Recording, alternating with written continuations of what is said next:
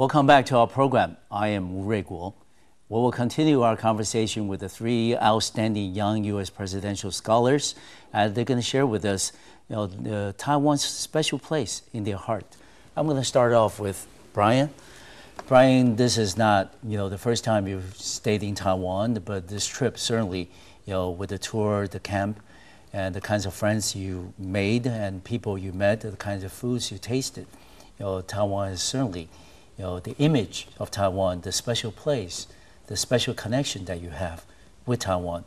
I certainly hope and I believe is being solidified in your heart.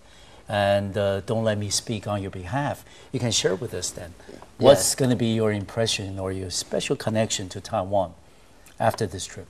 Yes, now I feel that I know so much more about Taiwan, just moving around the different cities, just spending a night in a town or a village or a different city just about every night. Yeah. It's been, you kind of make a bond with the place, how it feels, at least for one night. So Taiwan as an entity now, I feel like I understand it so much more, not just Taipei, where my grandparents live, or Pingtung, everything in between there. Okay, good. So I feel like I can use that in my everyday life now. When I go back to the States, I can describe where I'm from so much better, not just geographically like before, but more about the people and how they live there. When you were growing up in West Virginia, there's probably not a whole lot of Taiwanese population around you, right? Yeah. Okay. Was it different or was it difficult, for you to grow up in a neighborhood not populated by many or any Taiwanese, that then as part of the expat community or extended community from Taiwan? Yes, I have to say it was difficult. There's a very small Taiwanese population in Morgantown, in the small town in itself. But so I guess it basically comes down to when you say, "Oh, where are you from?" "I'm from Taiwan," and people will give you the, "What? Where's that from?"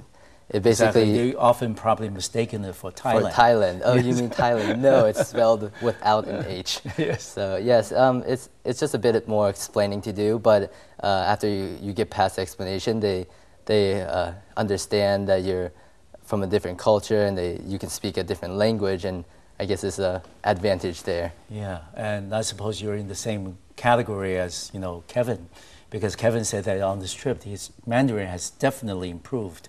I suppose the case is the same with you. Yes, actually when I came back 3 years, it improved so much so that I actually spoke it at home with my parents now.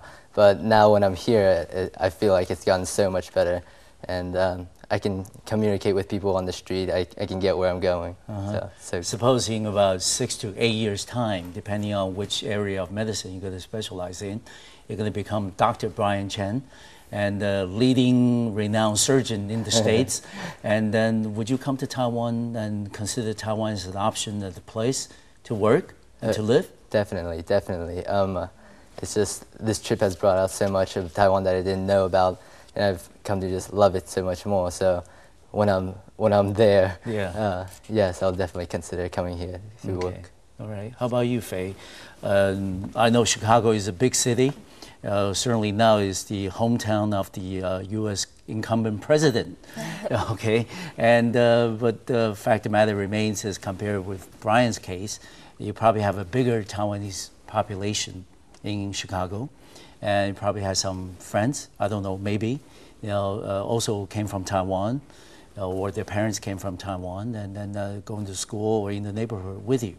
Was that difficult? I mean, in terms of growing up in Chicago or in the city or suburb, I don't know what part of the city that you live in, but growing up in Chicago as part of the Taiwanese American community in Chicago, was it difficult? Was anything different than others that you need to adjust or make special preparations for?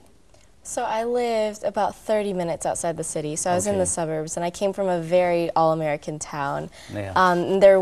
There weren't a lot of Taiwanese people or a Okay. lot of Asians. There were a couple, Okay. but it wasn't a very prominent group at all. No. But people were very accepting of my different culture. They were very interested in asking about it. I also did get the, what is Taiwan, is that Thailand Yes. conversation, but I always managed to explain to them what it was, where it was, why I would go back so often, and people were genuinely very interested in Yes. it.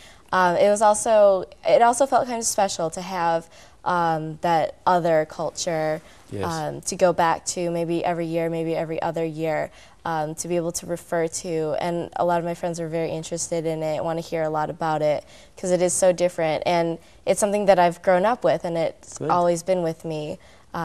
So I always like telling people about it. Were you able to find some Taiwanese students, or Taiwanese American students at the university, at UPenn? There's a good number of them. Okay. There's also student organizations. There's the Penn Taiwanese Society. Good. And also there's a very strong Asian Pacific American community Presence, on yes. campus, Yeah. which is great. Yeah, good. And how about you, Kevin? I Well- mean, growing up in Indiana, that's not going to be many Taiwanese there. I mean, you're probably one of the few, very few. Right, right. And then was it different? Was your experience pretty much the same or different from theirs? Well, where I live, race really wasn't much of an issue. Okay. It's basically, do I want to know you? Are you a nice person? But Okay. people were very interested in my culture, and I was happy to tell Because? them. And Because, it was quite exotic, I guess. okay, all right. And then what were you able to tell them before, and what are you able to tell them now after you had the extended, stay in Taiwan? Well, before, I didn't know that much about Taiwan. No. I mostly stayed in the cities. Mm-hmm. And all I could really tell them is it wasn't that much different from a large city in the U.S., but Okay. now that I've been on this trip, I can tell them that Mhm. there's very distinct culture in Taiwan. It's very beautiful. Mhm. The food is excellent, Mm-hmm. and everyone should visit at least once. Okay. I suppose the three of you are, still single. Well, I hope. In the future, you're going to start your own family, okay?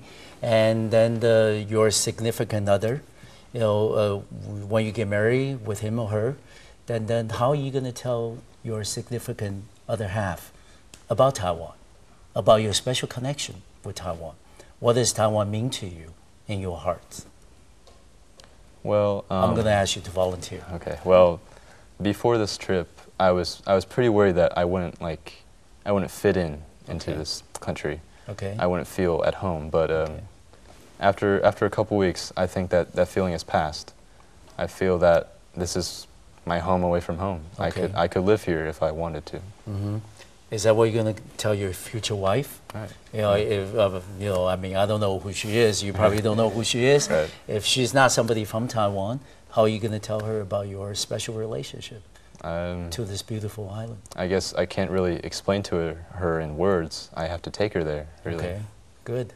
Faye? I feel that my connection with Taiwan is a very important part of my life, and it continues to grow even more important. So whenever that time comes, I'll definitely want my family to see it and experience it just as I did, just to show them, because it means so much to me, and because of that, I hope it would mean a lot to them as well. Okay, good. And Brian? Yeah, definitely, like Kevin said, through words or through pictures or even video, it's just impossible to describe and convey how beautiful, how so much is fitted into just so small of an island called Taiwan. So I guess I'd have to take my family here to see it, see everything again. Mm-hmm. I also suppose that for your immediate family, they've also been to Taiwan before. Maybe some of them were born in Taiwan.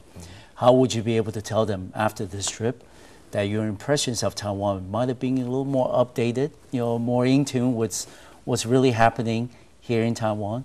Were you able to tell them differently from what they remember of Taiwan? Faye? I'll have to show them pictures, because there really aren't words to explain or describe some of the places that we've been to. Good. And Brian? Yeah, definitely the things that we've done here, I've never done with my family, and I'm pretty sure they haven't seen it either. So like we painted fishes on rock fishes one day, and they're just beautiful. And I would show them that, and just like small things like that, like they've never done it before, and they just have to come here and do it once. Okay. And finally, Kevin. I think it's the same case as with Brian. I have to tell my family to visit more of the rural areas and some of the less explored areas, like Taroko National Park. I've never been there with my family before, but I think I have to take them there. Okay, but let me ask you, you mentioned a few times about rural areas in Taiwan, probably because of your connection with Tainan City. And what did you do in Tainan City? Did you go down to actually the county part, visited some farms, or visited some villages and things you never done before? We visited a rice factory, I think. Okay. And we got to see all the parts of the processing. Okay. And how much work these farmers actually have to do to give us this rice. And we also visited Tainan City, and we walked the streets, and we went to a night market, and it was just great. Yeah, but the city and county are very different. Right. City is actually kind of like the birthplace of modern Taiwan. You see a lot of the well-known sites, historic sites in Tainan City. That's what we call it, a gudu in Taiwan, a very historic city. Is that what your impression is, Brian? Also? Yeah, I thought it was pretty historic there and everything. Yeah. Okay, so obviously that outside of the city of Taipei, Kevin's favorite city is probably Tainan. How about yours? I'd probably say Tainan as well, because that's where my dad's side of the family grew up. So I've been going there for a while, but this time I definitely saw a different side of it. Okay. I remember the day that we were there, we had a scavenger hunt, and so in our groups we had certain tasks that we had to do in the city and certain places that we had to go. And it was just trying to figure out the map and doing that with the streets and experiencing everything. It was kind of frantic, but it was a lot of fun as well. Okay, good. How about you, Brian? Yeah, around Tainan or Pingdong is where my other grandparents live. So we didn't visit Pingdong on the tour this time, but from what I remember, it's a really nice seaside type city, village type thing. Okay. Well, I want to thank the three young presidential scholars for sharing their impression and Taiwan's special place in their hearts. And we're going to take another short break. We'll come back and we'll continue this conversation. And we're going to ask the three of them to share with us how they're going to explain Taiwan and present Taiwan to their classmates when they go back. We'll be back in 2 minutes.